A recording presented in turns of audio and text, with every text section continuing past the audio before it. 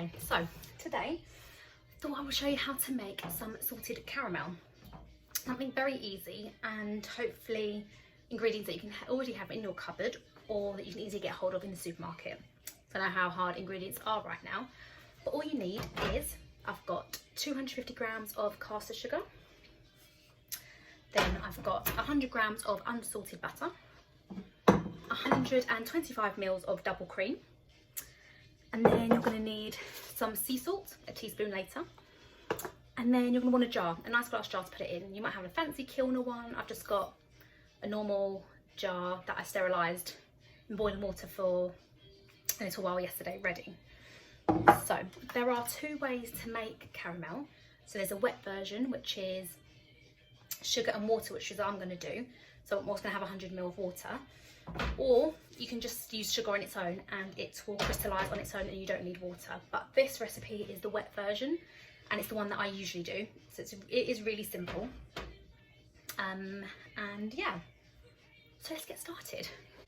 So a few things before you start is you don't want to stir this. So when you're making caramel, you don't want to, with your fork or spatula or spoon, stir it. You just want to let it melt on its own. At the beginning, you can give like a little swirl to make sure all the sugar and the water have sort of mixed nicely. Then what you're going to do on the heat is just going to swirl the pan. That's to stop it from catching. But one of the things about making caramel is that the sugar can crystallise around the sides of the pan. So what you want to do is you want to get a pastry brush like this, dip it in some cold water, and you just want to sort of brush those away. You don't want to do anything else, you don't want to stir it, just want to dip this in the cold water and that helps to stop it from crystallising. So once you've got your caster sugar, you're going to add your 100 ml of water, and then I'm not even going to stir it, it's all mixed all nicely. And what you're going to do is we're going to put it on a medium heat. I'm just going to leave that. You want the sugar to have dissolved into the water, and then it's going to start to turn a caramel colour. So it's going to be really faint at first, but you want it that sort of deep dark amber colour. We don't want it to burn either, so you've got to get that right medium of deep amber and not too light. But you will smell it. You'll smell it start to caramelise, which is the best smell ever. And what you're going to do is when it does get to that colour, I'm going to take it off the heat, which I'll show you, and then you're going to add the butter, and you're just going to stir that. Then you're going to add the double cream, but be careful with the double cream because it will splurt up and bubble. And this is really, really hot mixture, so you do want to be careful. And once you've done that, I'm going to put it back on the heat, sort of mix it for a little bit, take it off, add in your teaspoon of sea salt, and you're done. So this next stage takes a little bit of a while, could be about 7-8 minutes for it. You don't want it to be too high on the heat, on a medium heat. I have a gas oven at home. I just have it on a medium heat. And you've got to be patient with this. It's you don't want to be doing anything. You've got to stand and watch, because otherwise a second late and then your caramel can burn, which you don't want to do. It's a bit of a waiting game.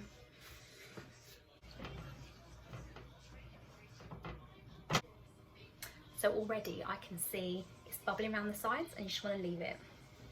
If you want to give it a little bit of a swirl. But I can see my sugar is starting to dissolve in the water, which is what we want. It's just a waiting game. I know it's not the most fun to stand in watching sugar dissolve and crystallise, dissolve and caramelise, but after it is delicious. And then at the end of this, you can use this for anything. You can drizzle the caramel over vanilla ice cream, which I love to do.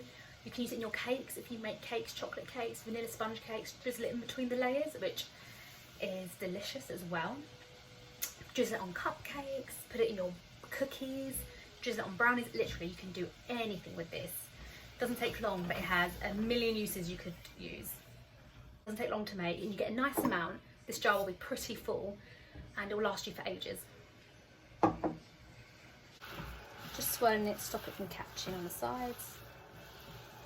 Now you're just going to leave it and wait for it to completely caramelise and change colour. So if you were going to do the dry caramel, you wouldn't add the water. You would just have the sugar on its own on the heat, and that has got a lot more attention because you're going to see where the sugar's going to start to crack, and then you can move it with your spatula then. But to me, this is an easier method. the sugar has completely dissolved now. Now it's just a matter of it getting to the right temperature and it's starting to caramelise, which it's going to do slowly.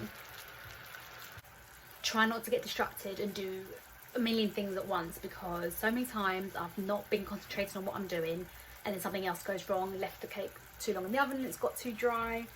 So with this, you want to stand, watch, wait for it to get to that perfect colour, turn it into your delicious salted caramel.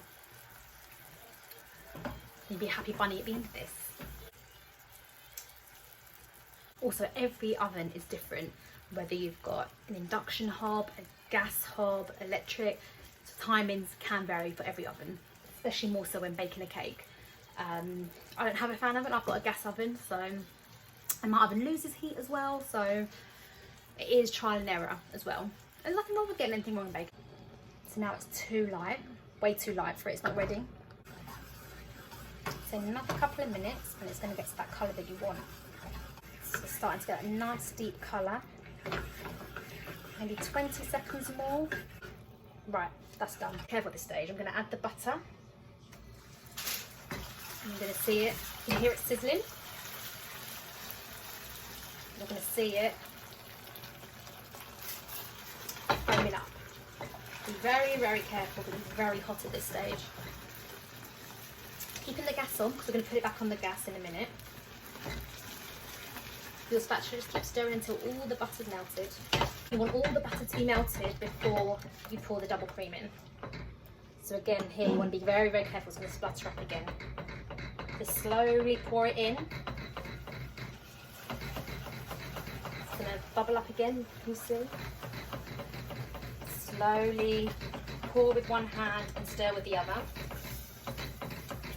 You're going to bring it back on the heat just for a minute or so. Cook it back in the heat for a minute. Keeping it stirring because you don't want it to catch. And when about a minute's up, I'm going to turn the gas off and add a teaspoon of sea salt. Turn off the heat. Keep stirring there. Got my flaked sea salt, which is the type of salt you really want for this. Add that in. Keep stirring. And it's all calmed down now. You see that lovely, deep, rich caramel colour. Now this stuff is very hot, so you do want to leave it to cool down properly before you try it. But got my jar here ready, and then you're just going to pour it in.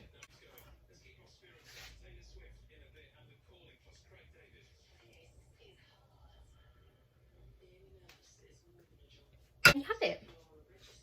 You're going to be careful because your jar's going to be hot, but there we go. You want to let that cool down with the lid off. Let it cool down properly. Once it's cooled, then you can put the lid on and then you can put it in your fridge. It will stay for up to a month. So plenty of time to whether you want to drizzle it on ice cream, use it in cookies, use it in your brownies, in your cakes, or just eat it with a teaspoon. That took me totally maybe about 20 minutes, but it's worth it.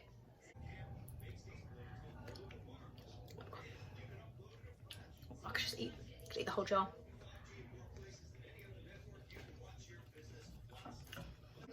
I hope this has shown how easy it is to make something so yummy, so versatile, and hopefully very little ingredients. All you had needed butter, double cream, sea salt, sugar and water. And that is it. Thanks for watching. Hope you found this interesting. Bye.